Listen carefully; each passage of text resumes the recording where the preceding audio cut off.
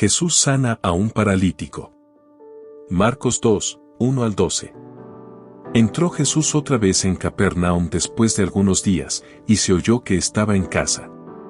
E inmediatamente se juntaron muchos, de manera que ya no cabían ni aun a la puerta, y les predicaba la palabra. Entonces vinieron a él unos trayendo un paralítico, que era cargado por 4. Y como no podían acercarse a él a causa de la multitud, descubrieron el techo de donde estaba, y haciendo una abertura, bajaron el lecho en que yacía el paralítico. Al ver Jesús la fe de ellos, dijo al paralítico: Hijo, tus pecados te son perdonados. Estaban allí sentados algunos de los escribas, los cuales cavilaban en sus corazones: ¿por qué habla éste así? Blasfemias dice. ¿Quién puede perdonar pecados, sino solo Dios? Y conociendo luego Jesús en su espíritu que cavilaban de esta manera dentro de sí mismos, les dijo: ¿por qué caviláis así en vuestros corazones? ¿Qué es más fácil, decir al paralítico: tus pecados te son perdonados, o decirle: levántate, toma tu lecho y anda? Pues para que sepáis que el Hijo del Hombre tiene potestad en la tierra para perdonar pecados, dijo al paralítico: a ti te digo, levántate, toma tu lecho, y vete a tu casa. Entonces él se levantó enseguida, y tomando su lecho, salió delante de todos, de manera que todos se asombraron, y glorificaron a Dios, diciendo: nunca hemos visto tal cosa. Introducción. El Señor había comenzado su ministerio público en Capernaum, ciudad a la que se había trasladado a vivir desde Nazaret. Allí en la sinagoga dejó a todos admirados por su autoridad en la enseñanza de la palabra y también por su poder para echar fuera espíritus inmundos. Unas horas después demostró también su poder sanando a todos los enfermos que le llevaron hasta la casa donde se hospedaba. Al día siguiente, acompañado por sus nuevos discípulos, comenzó un primer viaje de evangelización por toda Galilea, regresando nuevamente a Capernaum, donde había establecido su base de operaciones. Este fue un viaje muy intenso, en el que el Señor visitó muchas sinagogas presentando sus credenciales mesiánicas, echando fuera demonios y sanando a los enfermos. Marcos 1, 39. Sin embargo, de todas las cosas que el Señor hizo durante ese viaje, Marcos solo detalla la sanidad de un leproso. Marcos 1, 40. Como ya vimos, ese milagro tenía algunas características que lo hacían muy especial. Por un lado, el Señor demostró que se sujetaba a la ley, ya que mandó al leproso sanado que fuese al templo para ofrecer por su purificación lo que Moisés había mandado. Todo esto sirvió para dar testimonio a los sacerdotes en el templo de que una persona extraordinaria se había presentado en Israel. Su nombre era Jesús, y no iba a ser la última vez que escucharan hablar de él. Pero al estudiar ese milagro, consideramos también que la lepra servía con frecuencia en las Escrituras para simbolizar el pecado. La persona leprosa era excluida de la vida social y religiosa de Israel, del mismo modo que el pecado nos excluye del reino de Dios. Además, la lepra era también una enfermedad repugnante, que hacía de quien la padecía una persona sucia e inmunda, igual que el pecado. El evangelista Juan en su primera carta enfatiza dos cosas que Cristo quiere hacer con nuestros pecados si los confesamos. Si confesamos nuestros pecados, Él es fiel y justo para perdonar nuestros pecados, y limpiarnos de toda maldad. Primera de Juan 1, 9.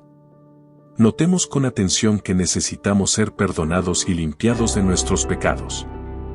Y esto es lo que el Señor iba a demostrar que podía hacer por medio de los dos milagros de sanidad que Marcos nos relata en estos pasajes. En primer lugar, limpió al leproso. Recordemos sus palabras cuando lo hizo: quiero, sé limpio. Marcos 1, 41. Y ahora, en este nuevo milagro, veremos que también puede perdonar los pecados. Marcos 2, 5. Por lo tanto, ambos milagros manifiestan cómo el Señor trata con nuestros pecados, nos perdona y nos limpia. Todos nosotros sabemos que esto es lo que necesitamos, porque cuando pecamos nos sentimos culpables y sucios. Jesús de nuevo en Capernaum. Ahora Marcos nos presenta a Jesús de nuevo en la casa en Capernaum. Tal vez esta casa sea nuevamente la de Pedro, igual que antes en Marcos 1, 29.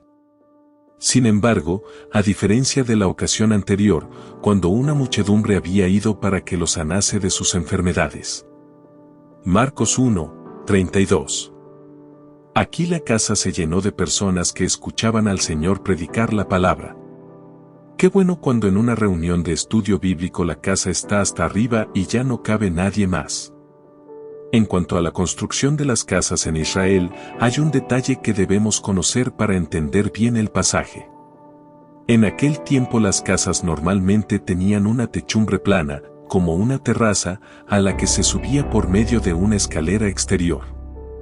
Esta cubierta estaba formada por vigas que iban de una pared a otra separadas por 1 metro entre sí. Este espacio entre las vigas se llenaba de cañizo y de tierra. Los 4 amigos. El pasaje comienza presentándonos a 4 amigos que llevaban a un paralítico. Vale la pena considerar a estos 4 amigos anónimos del paralítico. Estos sí que demostraron ser amigos de verdad. El Señor elogió la fe de ellos por haberse tomado tanta molestia en traerle a aquel hombre necesitado, y por su actitud han llegado a ser también un ejemplo para cuantos se esfuerzan en llevar almas a Jesús. Muchas personas dan testimonio con gratitud y gozo de que en gran medida deben lo que son a la fe de sus padres, hermanos o amigos que han orado incansablemente por ellos y les han predicado la palabra del Señor.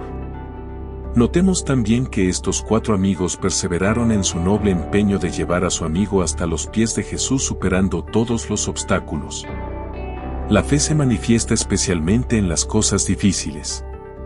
La fe debe ser nuestra respuesta a los obstáculos. Así pues, la forma en la que introdujeron al paralítico hasta la presencia de Jesús no era lo que podríamos decir muy ortodoxa. Realmente estaban corriendo ciertos riesgos. ¿Qué pensaría el dueño de la casa cuando viera que se la estaban destrozando? ¿O qué pensaría el Señor cuando fue interrumpido de esa manera en su predicación de la palabra? La fe nos puede llevar a hacer cosas poco convencionales. Un paralítico. Su enfermedad lo dejaba impotente, privado de toda capacidad de acción, necesitado de la ayuda de los demás. Sirve para ilustrar cómo el pecado nos debilita y paraliza. El apóstol Pablo describió bien nuestra situación como hombres pecadores. Porque Cristo, cuando aún éramos débiles, a su tiempo murió por los impíos. Romanos 5, 6. No obstante, no debemos pensar que el paralítico fuera alguien absolutamente pasivo. El pasaje presenta 2 evidencias claras de la fe de este hombre. En primer lugar, cuando Jesús le mandó que se levantara y tomara su lecho, su obediencia a este mandato, imposible de cumplir por sí mismo, evidenciaba su fe en Jesús.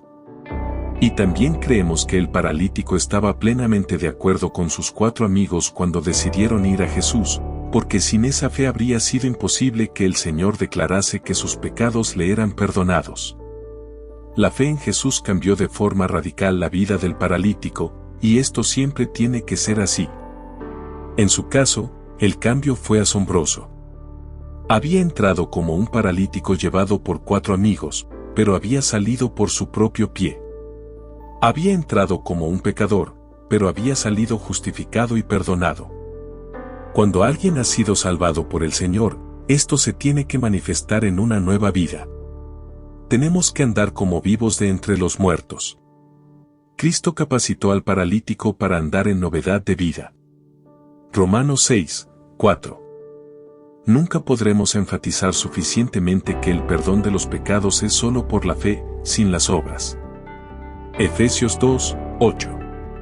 Pero cada vez se hace más necesario subrayar que la verdadera fe produce obras, de otro modo, está muerta o no existe. La fe, si no tiene obras, es muerta en sí misma.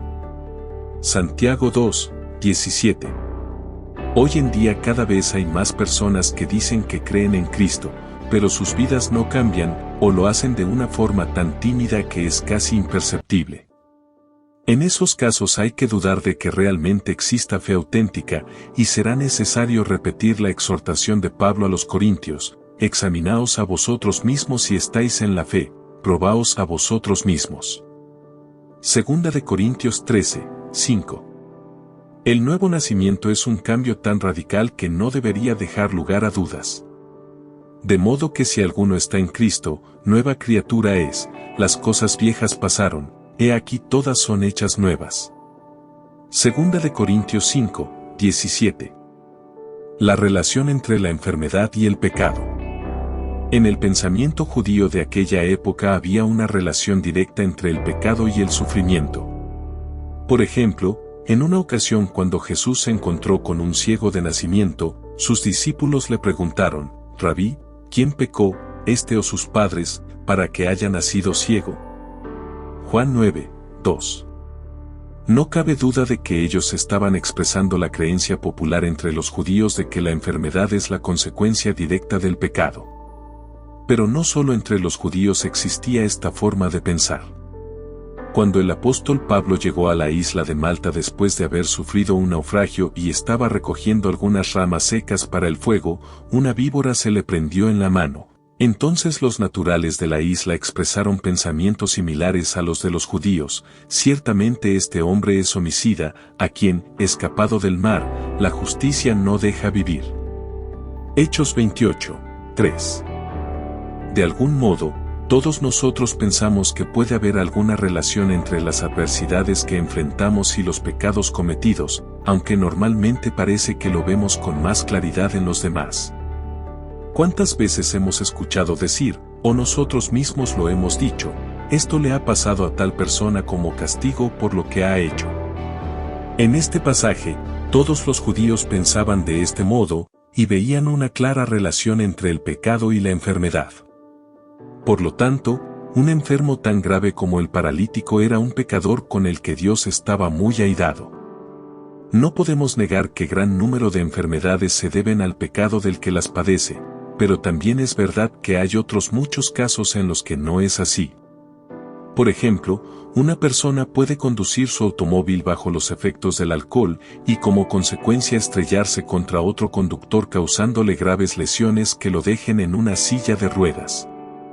En ese caso, el pecado del conductor ebrio sería el causante de la parálisis del otro conductor. Los amigos de Job intentaron convencerle una y otra vez de que todos los sufrimientos que padecía eran consecuencia de sus pecados, llegando en su atrevimiento a acusarle de pecados concretos. Pero estaban completamente equivocados. La palabra nos enseña que Job fue probado de una forma tan dura debido a su fidelidad, no a su inmoralidad. Recordemos las palabras de Dios a Satanás: ¿no has considerado a mi siervo Job, que no hay otro como él en la tierra, varón perfecto y recto, temeroso de Dios y apartado del mal? Job 1, 8. Pero dicho esto, la Biblia enseña con toda claridad que tanto la muerte como las enfermedades son fruto de la caída. Si Adán y Eva no hubieran pecado, no existirían todas las desgracias que hoy en día no son tan comunes. La causa de cualquier enfermedad que podamos padecer tiene su origen en nuestra naturaleza pecaminosa heredada de nuestros primeros padres. Y en este pasaje vemos que el Señor también estableció esta misma relación cuando trató con el paralítico. Vemos cómo Él se dirigió primero a la causa de su problema cuando le dijo ante el asombro de todos: Hijo, tus pecados te son perdonados. Marcos 2, 5. Y a continuación, también le sanó de su enfermedad, es decir, de las consecuencias del pecado. Al hacerlo en este orden, él quería señalar que el verdadero problema de este hombre eran sus pecados. Es muy probable que muchas personas no estén de acuerdo con esta afirmación. Dirán que su mayor problema era la parálisis. Al fin y al cabo, ¿qué pecados podía tener una persona en su condición? Hoy en día escuchamos muchas voces parecidas que nos dicen que los verdaderos problemas de la humanidad son la pobreza, la migración, el terrorismo, las guerras, el calentamiento global, el desempleo, la falta de educación, la violencia de género y otro sinfín de cosas que hacen que la vida en este mundo sea cada vez más difícil. Pero según el diagnóstico divino, todas estas cosas son consecuencias del pecado. Y si este mundo está tan mal, es porque todos nosotros somos pecadores, los pobres y los ricos, los cultos e incultos, incluso los paralíticos. Notemos que el paralítico no dijo nada cuando el Señor en lugar de sanarle le perdonó sus pecados. Su silencio es muy interesante. Seguramente muchos de nosotros habríamos reaccionado de una forma diferente. Señor, vine a ti porque soy paralítico, ¿no te das cuenta de que ese es mi problema? Si tan solo pudiera volver a andar, todos mis problemas se terminarían. Es verdad que luego el Señor también le sanó, pero en este punto es interesante notar que el paralítico aceptó que el Señor solo le perdonara sus pecados. Parecía entender que eso era lo que realmente necesitaba, más que ninguna otra cosa. Jesús y el perdón de pecados. El gran problema de la humanidad es el pecado. El cielo es un lugar hermoso porque no hay pecado, y por supuesto, tampoco ninguna de sus tristes consecuencias. Apocalipsis 21, 4. Así pues, la razón principal por la que el Señor Jesucristo vino a este mundo fue para perdonar los pecados de los hombres. Esto es lo que dice Juan, Él apareció para quitar nuestros pecados. Primera de Juan 3, 5. Ahora bien, ¿cómo iba el Señor Jesucristo a perdonar a los pecadores? En el Antiguo Testamento el perdón de los pecados se conseguía ofreciendo diferentes sacrificios estipulados por la ley. Sin embargo, cuando Jesús trató con el paralítico, no le dijo que fuera al templo, sino que directamente declaró que sus pecados eran perdonados. Esto nos lleva a hacernos dos preguntas muy importantes. ¿Acaso ignoraba el Señor la ley? ¿No eran necesarios los sacrificios para el perdón de los pecados? En primer lugar, podemos afirmar con seguridad que el Señor no ignoraba la ley. En el pasaje anterior vimos que después de sanar al leproso le dijo, mira, no digas a nadie nada, sino ve, muéstrate al sacerdote, y ofrece por tu purificación lo que Moisés mandó. Marcos 1, 44. Había buenas razones para que el Señor no hubiera hecho esto, dado que los sacerdotes habían convertido aquel templo, la casa de Dios, en una cueva de ladrones. Marcos 11, 17. Pero Él no había venido a abolir la ley, sino a cumplirla. Mateo 5, 17. Y en segundo lugar, persistía la necesidad de ofrecer una víctima inocente en sacrificio para conseguir el perdón de los pecados. Sin embargo, los sacrificios que se ofrecían bajo el orden levítico no podían por sí mismos perdonar el pecado. El autor de Hebreos señala dos evidencias que demuestran esto. Por un lado, estaba el hecho de que constantemente había que repetirlos, de lo que se deduce que eran insuficientes para conseguir un perdón definitivo, y por otra parte, el propio israelita que los ofrecía, no llegaba a disfrutar de una conciencia perfecta, libre de culpa. Porque la ley, teniendo la sombra de los bienes venideros, no la imagen misma de las cosas, nunca puede, por los mismos sacrificios que se ofrecen continuamente cada año, hacer perfectos a los que se acercan. De otra manera cesarían de ofrecerse, pues los que tributan este culto, limpios una vez, no tendrían ya más conciencia de pecado. Hebreos 10, 1. En realidad, todos los sacrificios realizados por los israelitas en la antigüedad, solo tenían valor porque apuntaban al verdadero y definitivo sacrificio de Cristo. Por lo tanto, cuando el Señor le dijo al paralítico que sus pecados eran perdonados, lo estaba haciendo sobre la base de su propio sacrificio en la cruz. Y aunque Cristo no había muerto todavía, sin embargo, Él estaba actuando como si esto fuera ya un hecho consumado en la mente de Dios e imposible de cambiar. Pensando en esto debemos reflexionar en las palabras de Jesús a los judíos. ¿Qué es más fácil, decir al paralítico, tus pecados te son perdonados, o decirle, levántate, toma tu lecho y anda? Marcos 2, 9. Para nosotros, cualquiera de las dos cosas son imposibles, pero cuando pensamos en que resultaba más fácil para Jesús, tenemos que concluir que perdonar sus pecados era realmente mucho más difícil, porque eso implicaba ir a la cruz. ¿Quién es Jesús? La pregunta que en aquellos días todos se hacían era esta: ¿quién es Jesús? Al fin y al cabo, es una pregunta que todos nosotros debemos hacernos también. Y el evangelista la va contestando poco a poco a través de diferentes acontecimientos de su vida. En este pasaje encontramos 4 respuestas a esta pregunta. 1. Era omnisciente. Es lo que se deduce del hecho de que conocía los pensamientos de todos los que estaban allí. Y conociendo luego Jesús en su espíritu que cavilaban de esta manera dentro de sí mismos. Marcos 2, 8. 2. Tenía poder para sanar todo tipo de enfermedades. El Señor volvió a demostrar su poder para sanar enfermos con la sanidad de un paralítico. Y no debemos olvidar que estas eran credenciales que le acreditaban como el verdadero Mesías prometido por el Antiguo Testamento. 3. Tenía autoridad para perdonar pecados. Si hasta ese momento había demostrado su autoridad y poder en la esfera física sanando todo tipo de enfermedades, ahora iba a demostrar su autoridad en la esfera moral al perdonar el pecado. En primer lugar debemos observar que Jesús concedió al paralítico el perdón de sus pecados actuando en su propio nombre. Esto marcaba una gran diferencia con la forma en la que todos los otros siervos de Dios habían actuado en el pasado. Por ejemplo, después de la reprensión de Natán, David reconoció su pecado con temor y el profeta le dijo. Segunda de Samuel 12, 1 al 13. Jehová ha remitido tu pecado, no morirás.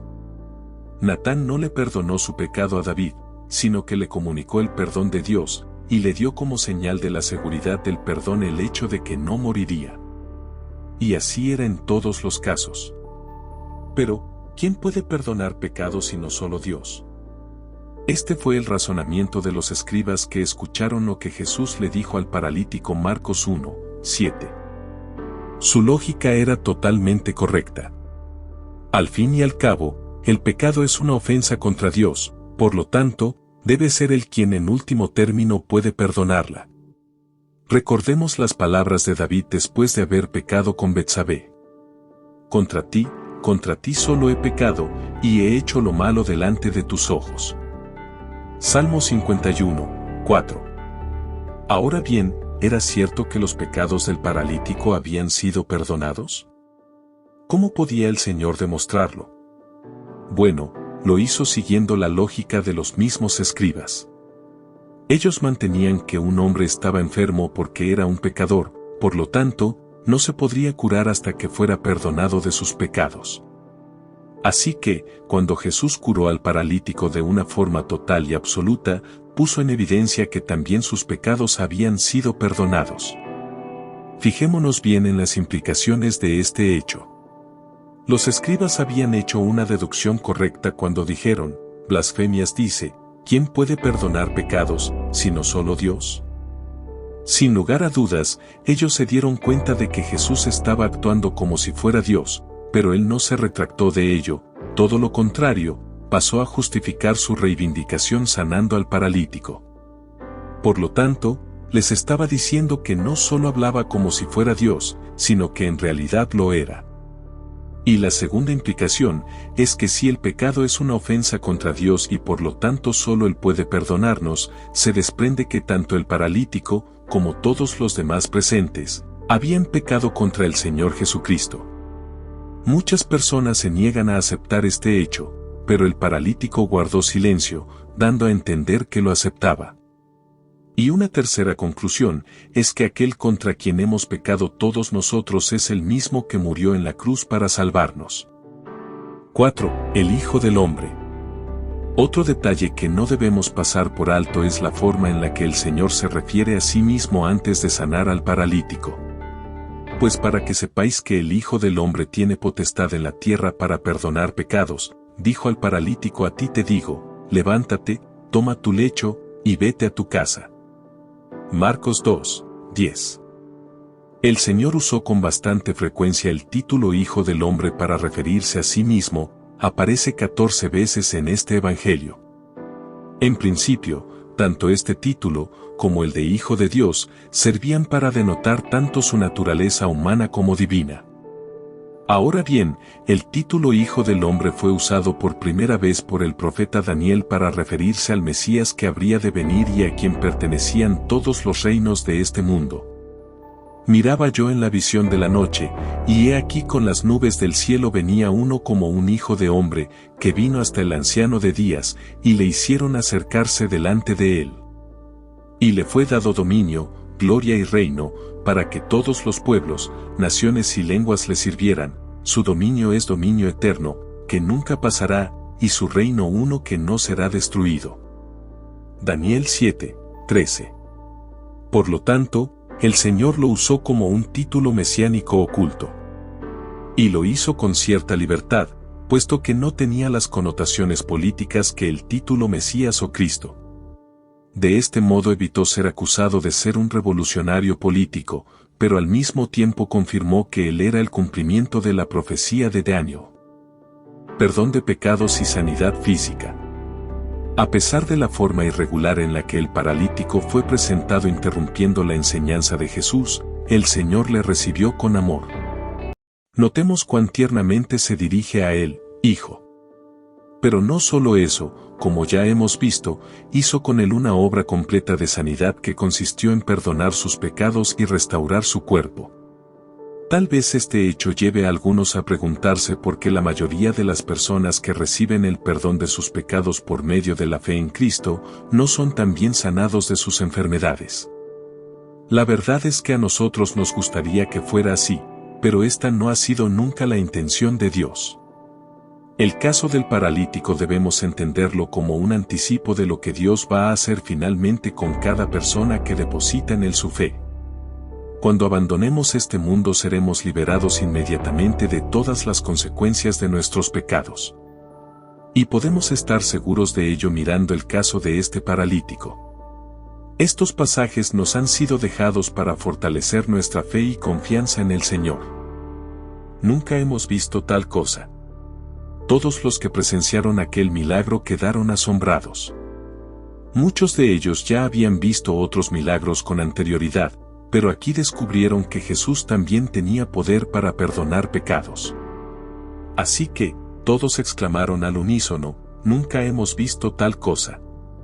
Y esto nos recuerda otra promesa que encontramos en la palabra. Antes bien, como está escrito, cosas que ojo no vio, ni oído oyó, ni han subido en corazón de hombre, son las que Dios ha preparado para los que le aman. Primera de Corintios 2:9. Todos aquellos que crean en Cristo nunca dejarán de ser asombrados con Él por toda la eternidad. Preguntas. 1. ¿Qué detalles destacaría de los 4 amigos del paralítico?